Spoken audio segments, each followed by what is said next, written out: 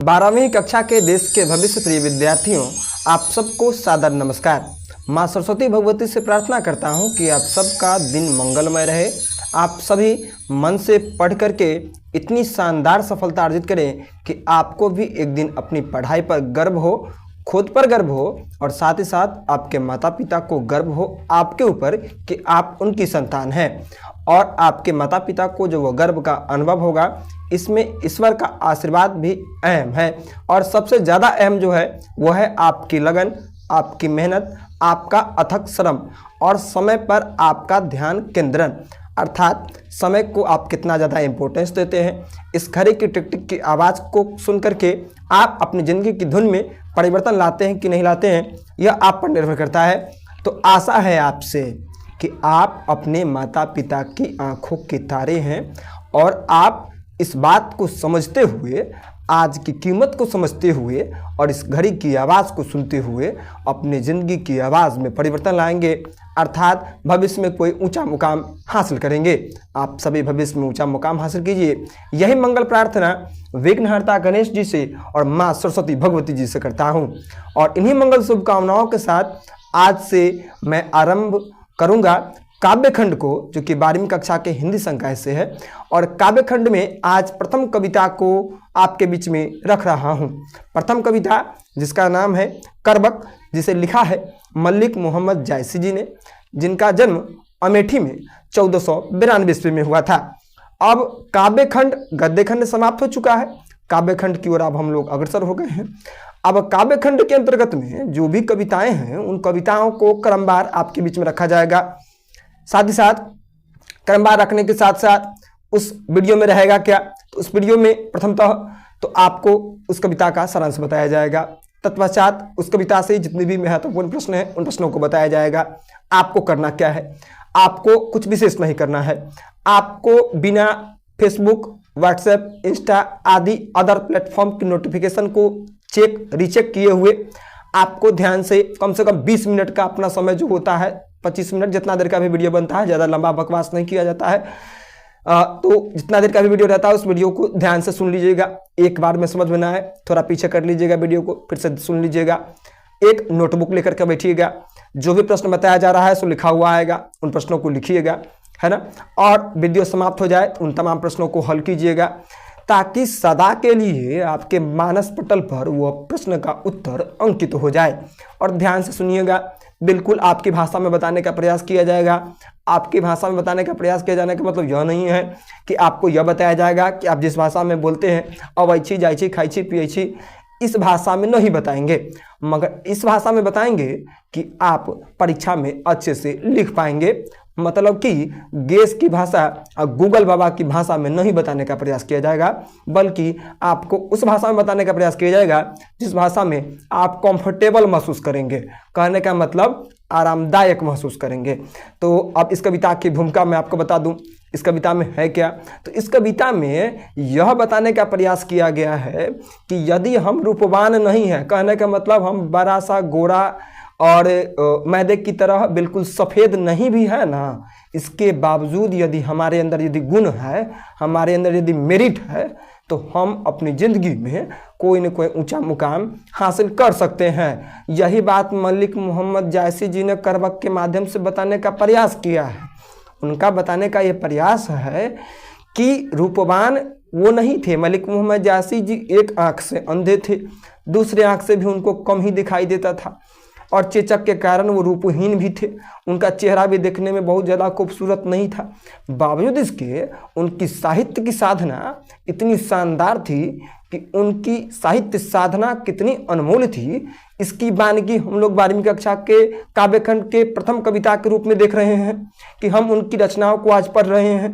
उनकी रचनाओं के लिए गुरु दीक्षा क्लासेस के एक छोटे से प्लेटफॉर्म पर वीडियो बनाया जा रहा है। इसी पर नहीं, बहुत सारे प्लेटफॉर्म पर वीडियो बनाया गया। साथ ही साथ 12वीं कक्षा के बिहार के 38 जिले के तमाम वो बच्चे आज उनकी कविताओं को पढ़ रहे हैं। तो यह इस बात को निर्धारित करता है कि यदि हमारे अंदर यदि गुण है और इसके बावजूद कुछ अवगुण भी है, तो हमारा अवगुण जो है वो हमारे गुण के समक्ष छिप जाता है। तो यही इस कविता में बताने का प्रयास किया गया है। अब इस कविता से जो महत्वपूर्ण प्रश्न है उन प्रश्नों की ओर हम लोग चलते हैं। इस कविता से प्रथम प्रश्न है कि कवि ने अपने एक आंख की तुलना दर्पण से क्यों की है।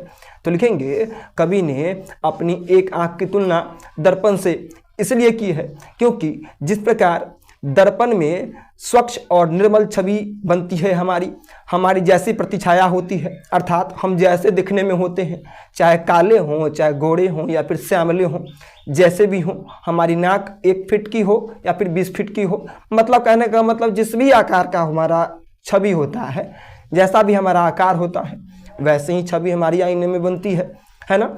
तो उसी प्रकार कवि कहते हैं कि जिस प्रकार आईने का काम है सत्यता को दिखाना, उसी प्रकार मैंने जिस साहित्य की रचना की है उसका भी काम है समाज की वास्तविकता को प्रदर्शित करना। इसीलिए उन्होंने अपनी एक आंख की तुलना दर्पण से की है।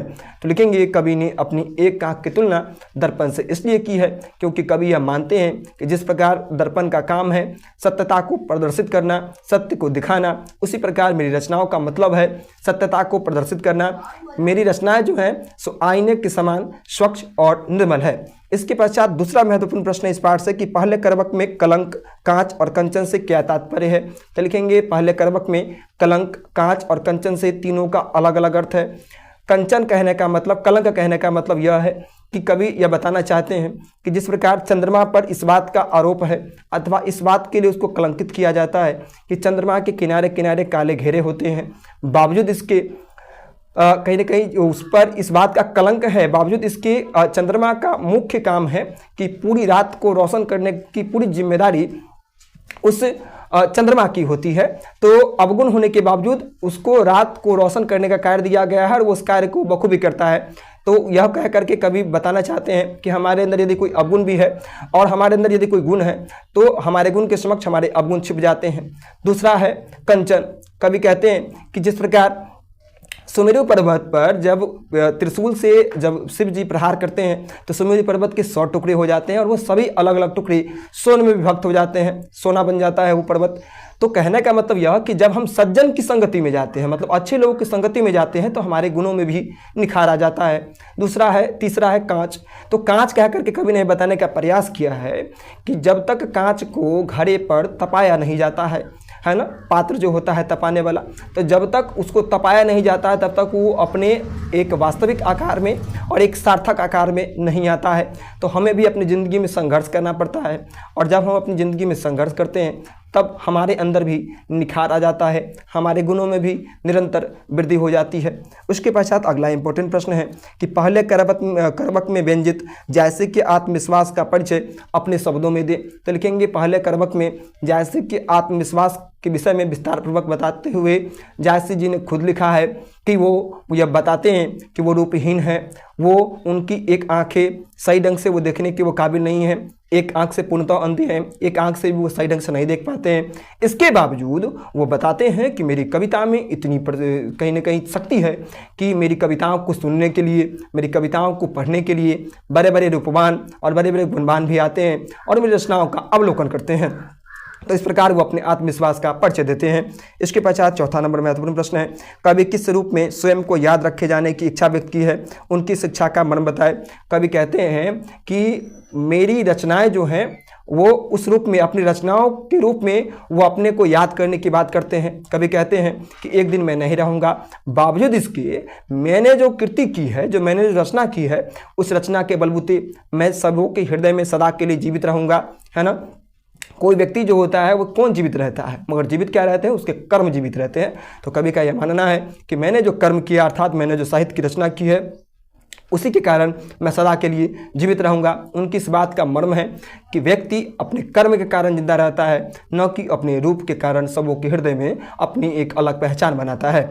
इसके पश्चात अगला इंपॉर्टेंट प्रश्न है, व्याख्या करें। जौ लही अम्ब ही दाभ न होई, तौ लही सुगंध बसाई न सोई। लिखेंगे प्रस्तुत पंक्ति करवक से ली गई है, जिसका रचयिता मलिक मोहम्मद जायसी हैं और मलिक मोहम्मद जायसी जी ने इस पंक्ति के माध्यम से बताने का प्रयास किया है कि जौ लही अम्ब ही डाभ न होई और तौ लही सुगंध बसाई न सोई। कभी कहते हैं कि जब तक आम का जो पेड़ जो होता है ना, आम के पेड़ में जब तक मंजर, जो नुकीला मंजर नहीं निकलता है, तब तक उस आम में सुगंध नहीं आता है ना। तो हमारे अंदर जो गुणों में वृद्धि होती है तो इसके लिए हमें भी तपना पड़ता है ना, हमें भी तपना पड़ता है, तब जा करके हमारे गुणों में भी क्या आता है, निखार आता है। तो जो लही अम्ब ही दाब न होई अतौ लही सुगंध बसाई न सुई, है ना। तो जब तक हमारे गुणों में कहीं ना कहीं कुछ न कुछ हमारे गुणों में वृद्धि तब होती है जब हम कुछ न कुछ तपते हैं, है ना। तो तब जा करके हमारे अंदर जो है वो निखार आता है और जिसके सामने हमारी समस्त विकार जो है वो समाप्त हो जाते हैं और हमारे गुणों में निरंतर वृद्धि होती चली जाती है। इसके पश्चात अगला इंपॉर्टेंट प्रश्न है कि व्याख्या करें कि धनी सु पुरुष जस कीर्ति जासु फूल मरे पर मरे न बासु। लिखेंगे प्रस्तुत पंक्ति करबक से ली गई है जिसके रचयिता मलिक मोहम्मद जायसी हैं और मलिक मोहम्मद जायसी ने इस पंक्ति के माध्यम से बताने का प्रयास किया है कि धनी सो पुरुष जस कीर्ति जासु फूल मरे पर मरे न बासु। कवि ने कहा है कि फूल मर जाता है, फूल को जब हम तोड़ लेते हैं तो धीरे धीरे उसकी आयु में क्या आ जाता है, उसकी आयु समाप्त होती चली जाती है ना। अर्थात डालियों से अलग होने के पश्चात फूलों के गुणों में क्या आ जाता है, कमी आने लगती है ना। कहने का मीन्स यह कि फूल जो है वो उसके गुणों में कमी आने लगती है और उसकी आयु धीरे धीरे समाप्त होने लगती है। बावजूद इसके जो फूल तोड़ने वाला शख्स जो होता है उसके हाथों में उस फूल का सुगंध आ जाता है जो कि जल्दी नहीं मिटता है। ठीक उसी प्रकार हम लोग भी यदि अपने जीवन में कुछ बेहतर करते हैं तो हमारे गुणों में भी वृद्धि होती है और जब हम एक दिन जिंदा नहीं रहते हैं, हम लोग जब मर जाते हैं तो जिस प्रकार फूल मरने के पश्चात भी वो अपनी सुगंध को लोगों के हाथों में छोड़ देता है ना। फूल डालियों से टूट जाने के पश्चात, डालियों से अलग हो जाने के पश्चात मर जाता है, बावजूद इसके ईश्वर के श्री चरणों में रख करके उसके गुणों में वृद्धि हो जाती है, ईश्वर के पास रखा जाता है उसको। ठीक उसी प्रकार हम लोग भी एक दिन जिंदा नहीं रहेंगे, बावजूद इसके हम लोग यदि कुछ अच्छा कार्य करेंगे तो हमारी प्रशंसा पूरे दुनिया दराज में की जाएगी। कहने का मतलब ये कि एग्जाम्पल के रूप में समझिए कि आज सुभाष चंद्र बोस, भगत सिंह, राजगुरु, महात्मा गांधी, स्वामी विवेकानंद, डॉक्टर APJ अब्दुल कलाम आदि महान विभूति सब जो हैं, महान शख्स सब जो हैं, चाहे प्रेमचंद हो या फिर मलिक मोहम्मद जैसे स्वयं हो, आज नहीं न है इस धरा पर, बावजूद इसके हम लोग उनका गुणगान कर रहे हैं ना जी। किस लिए कर रहे हैं? क्योंकि उन्होंने आज कुछ अच्छा किया, तो कुछ अच्छा किया इसलिए आज वो नहीं है, फिर भी उनका गुणगान किया जा रहा है। तो यही बताने का प्रयास किया गया है। इसके पश्चात लिखा हुआ है कि रक्त के लय का क्या अर्थ है। तो लिखेंगे रक्त के लय का अर्थ बताते हुए कवि कहते हैं कि कवि ने अपनी रचनाओं को रक्त के लय से जोड़ने का प्रयास किया है। ऐसा इसलिए क्योंकि उन्होंने अपनी रचनाओं को पूर्णतः भावनाओं में भिगो करके लिखा। उन्होंने अपनी रचनाओं को गाढ़ी प्रीति से लिखी, इसलिए उन्होंने कहा है कि मैंने अपनी रचनाओं की रचना जो है वो रक्त के लय से की है, अर्थात भावनाओं में भीग कर की है। इसके पश्चात अगला इंपॉर्टेंट प्रश्न है कि दूसरे करवक का भाव संदर्भ स्पष्ट करें। तो लिखेंगे दूसरे करवक के माध्यम से कवि ने यह बताने का प्रयास किया है कि एक समय होता है जब हम लोग जिंदा रहते हैं और जिंदा रहने के क्रम में हम जो कार्य करते हैं वह कार्य बेहद ही महत्वपूर्ण होता है और हम जो महत्वपूर्ण कार्य करते हैं इसी के बलबूते हम लोग अंत तक जीवित रहते हैं। कहने का मतलब यह है कि हम लोग यदि मर भी जाते हैं, इसके बावजूद सबके हृदय में अपनी एक अलग पहचान हम लोग तभी बना पाते हैं जब हम लोग कुछ अच्छा करते हैं। तो इसके लिए अपनी ज़िंदगी को अच्छे ढंग से जीना चाहिए ताकि लोग हमारी अनुपस्थिति में भी हम सभी के हृदय में उपस्थित रह सकें। तो इसके लिए यह अति आवश्यक है कि हम लोग अच्छा कर्म करें, अच्छा कार्य करें। तो इस प्रकार जो इस पार्ट से जितने भी इंपॉर्टेंट प्रश्न थे उन प्रश्नों को आपके बीच में रखा गया है। आप लोग मन से पढ़िए, माता पिता के सपनों को साकार कीजिए। यही मंगल प्रार्थना आप सब के लिए ईश्वर से करता हूँ। धन्यवाद।